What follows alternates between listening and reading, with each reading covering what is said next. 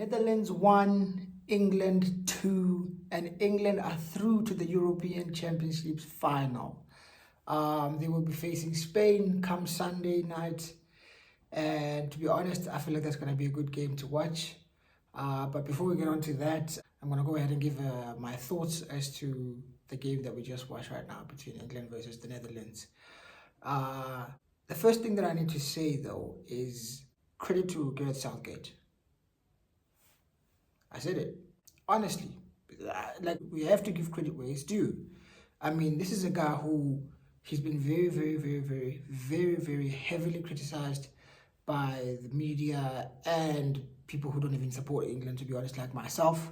I've been criticizing Gareth Southgate, saying he plays very negative, boring football. And to be honest, today, I thought, even though they weren't like scintillating or, I don't know, top tier, I thought we have to be fair to England. First half, they were the much better side, if you ask me. I mean, of course, Declan Rice made that mistake, getting the ball and dilly-dallying, and obviously, what's his name? Xavi Simons nicked it off him and absolutely just rifled a thunderbolt into the back of the net. Now, some people were saying that, what's his name? Pickford could have done better. I saw people on Twitter saying that a bigger goalkeeper and a taller goalkeeper with longer arms maybe makes a save to prevent that from giving the Netherlands the lead. But honestly, I take nothing away from the goal, guys. I don't think it's about having a better keeper. I just think it was a very well-struck ball and it found itself at the back of the net, So the Netherlands took the lead. But apart from that, I thought England were the better side in the first half, to be honest. Like, they dominated the ball, Netherlands basically looked like they were looking to just sit back and try and hit England on the counter. It was basically all England, in the first half at least. They were dominating the ball, and of course, the penalty that they got. VAR. That is never a penalty. Ever. It's not a penalty. It cannot be. I mean, Harry Kane got the ball, basically tried to hit the ball on the half volley, and then Denzel Dumfries tries to put his leg in there to block, and of course Kane hits the ball, blazes it over the bar, but then because Dumfries made contact with Harry Kane's foot, they said that's a penalty. Like, that doesn't make any sense, bro. Like, it is not a penalty at all. That can never be a penalty. Like, we have to be honest here. Like, the officiating tonight was very poor. I felt like the referee in particular was very biased towards England. Like, I saw him giving very soft fouls to England, but wouldn't do the same for the Netherlands, As for the penalty itself, like I said, that was on VAR, to be honest. Them saying that the referee needed to go check on the monitor. You know what happens. As soon as VAR basically tell the referee to go check an incident on the monitor, on the VAR monitor, either a penalty is going to be given or a goal is going to be given. Something's going to happen. So as soon as the ref went to the monitor, I knew it was going to be given as a penalty.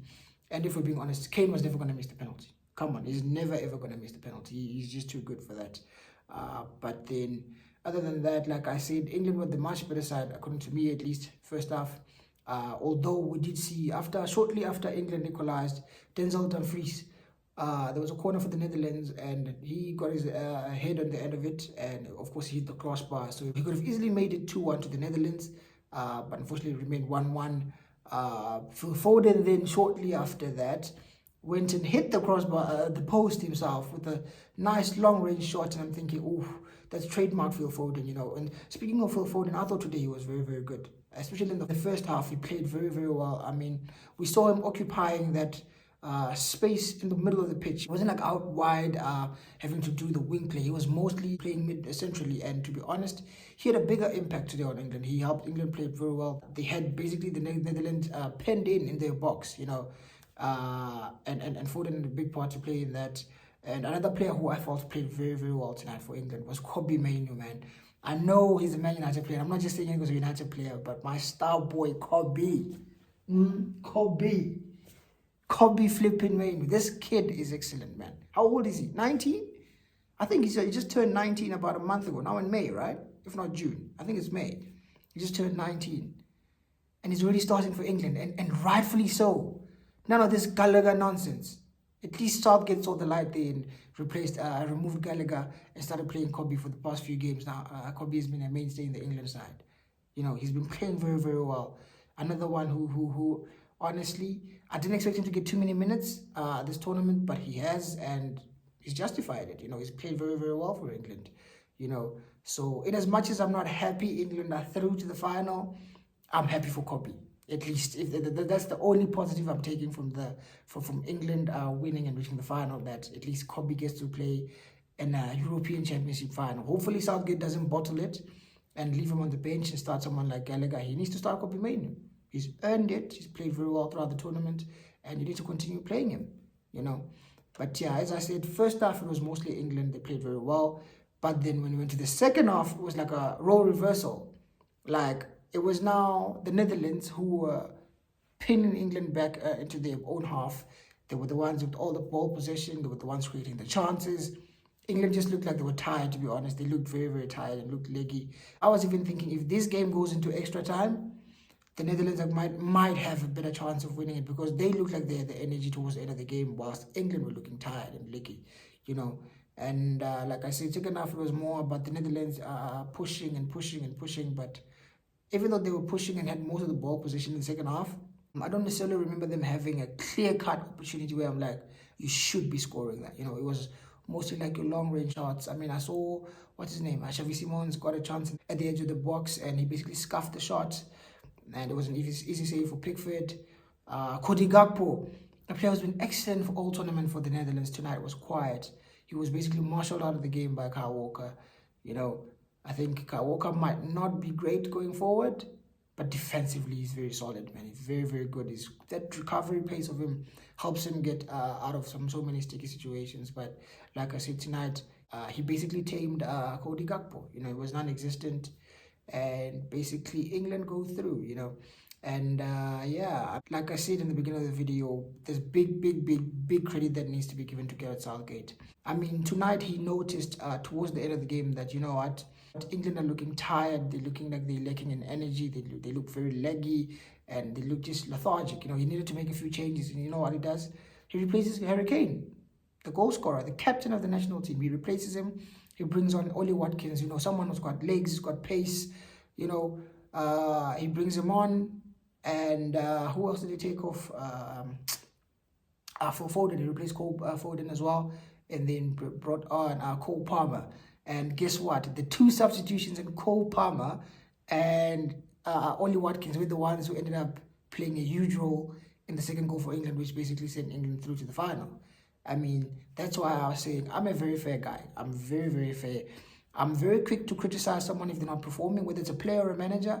But when they do well, I give them their flowers. That's just how I am. I'm not just so biased so much so that I can never see anything positive happening from Gareth Southgate. You know, I'm not a fan of his. I think it's obvious by now.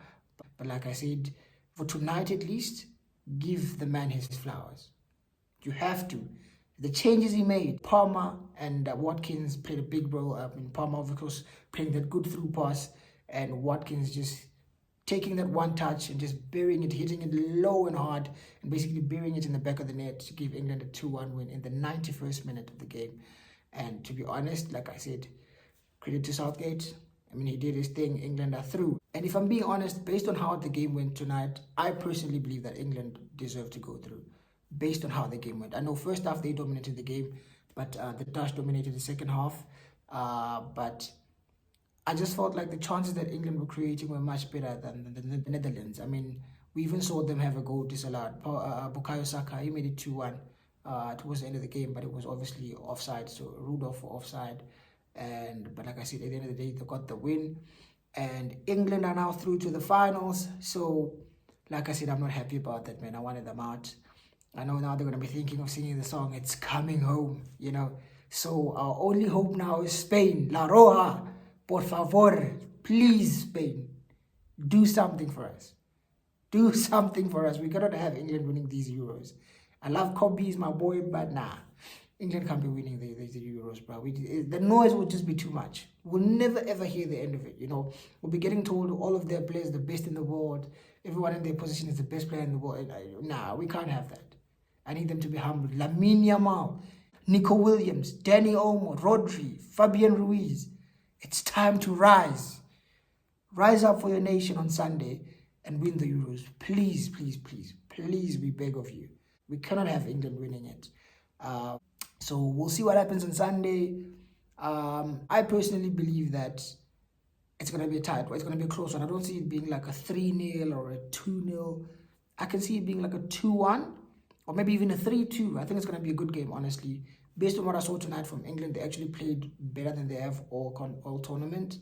But I still think Spain are the better side. I think Spain will be going into this game as favourites. I mean, based on how they've performed, rightfully so, based on how they performed. Like, they have been the best side in the tournament. They've won all of their 6 games, becoming the first nation to do that. So Spain will go into this as favourites. And I'm going to expect them to win, honestly. I expect Spain to win. I'm going to go ahead and predict a 2-1 win for Spain. If not a 2-1 win, it's going to be a 3-2 win for Spain. But I think it's going to be a 2-1 win. The way I see it is, it's either going to be like a 2-1 win within the normal 90 minutes for Spain. The goal scorers, I can predict someone like Lamine Yamal. He's going to have his moment. The true golden boy, like he is. He is genuinely the best teenager that I've personally seen play in football. I don't think Messi and Ronaldo were definitely not at this level when they were 16. But what he's doing is just a madness. So I can see him getting the winner for Spain to break English hearts. As for England, who scores? I can see Bellingham getting a goal. I don't see him necessarily playing well in the final, but I can see him somehow getting a goal. But then Rodri, maybe for Spain, makes it 1-1. And then Lamine Yamal makes it 2-1 for Spain. So that's what I think will happen. Or well, that's what I wish will happen. I need Spain to win it desperately now. But yeah, I can't wait for Sunday. Let's see who wins it. But fingers crossed. Hopefully Spain get the job done. And yeah, we don't have to deal with the English making noise throughout the entire summer, you know. But yeah, we'll see what happens on Sunday. Like I said, that's my prediction. I'm predicting Spain to win by 2-1. So yeah, anyways, let me know what you thought about this video. Are you happy that England are through to the final, or were you hoping that Netherlands would be the one to make it to the final? Let me know what you thought. I'm predicting Spain to win by 2-1. So let me know in the comment section. Give me the real predictions. Who do you think is going to win between England and Spain? Give me the score as well in the comment section. And anyways, if you haven't already, please like the video, share the video, subscribe to the channel, and I will see you guys soon. Peace.